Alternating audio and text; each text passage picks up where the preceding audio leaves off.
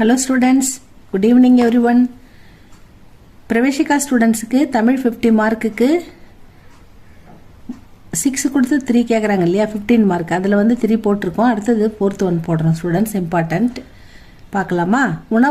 உணவு கொடுத்துண்ணும் முறை குறித்து ஆசாரக்கோவை கூறுவது யாது? உணவு கொடுத்துண்ணும் முறை அது குறித்து ஆசாரக்கோவை என்ன சொல்லுதுன்னு பார்க்கலாமா? மனித வாழ்க்கைக்கு இன்றியமையாத ஒழுக்கங்களை எடுத்து கூறும் ஆசாரக்கோவை ஒரு நீதி நூலாகும்.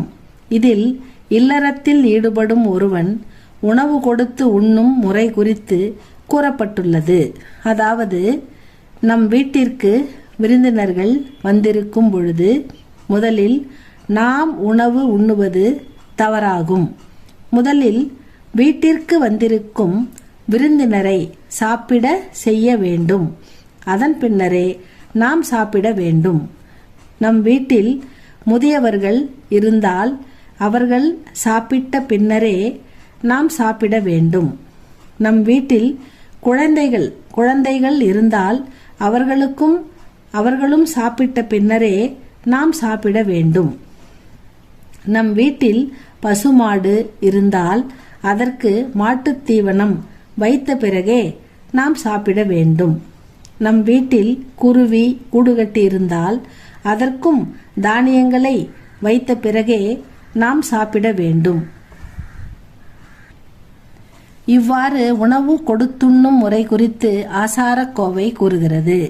இதுதான் ஸ்டூடெண்ட்ஸ் இந்த உணவு உண்ணும் முறை. இரண்டாவது தேவாரம் குறித்து குறிப்பு வரைக. இது பார்க்கலாம். தேவாரம் குறித்து குறிப்பு வரைக. தேவாரம் என்பது சைவ சமய கடவுளான சிவபெருமானின் மீது பாடப்பெற்ற 12 திருமுறைகளில் முதல் 7 திருமுறைகள் ஆகும்.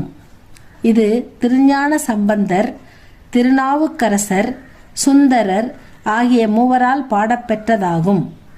மேலும் தேவாரம் என்னும் சொல் தே பிளஸ் ஆரம் என பிரிந்து தெய்வத்திற்கு அணியப்பெறும் பாமாலை என்று பொருள்படும்.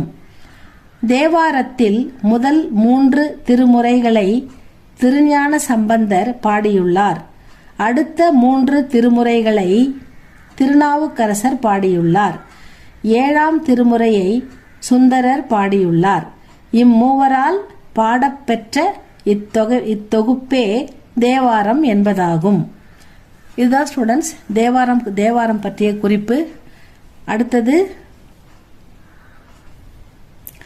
திருவேங்கடச்சுனையில் மீனாய் பிறக்கும் விதியுடையேன்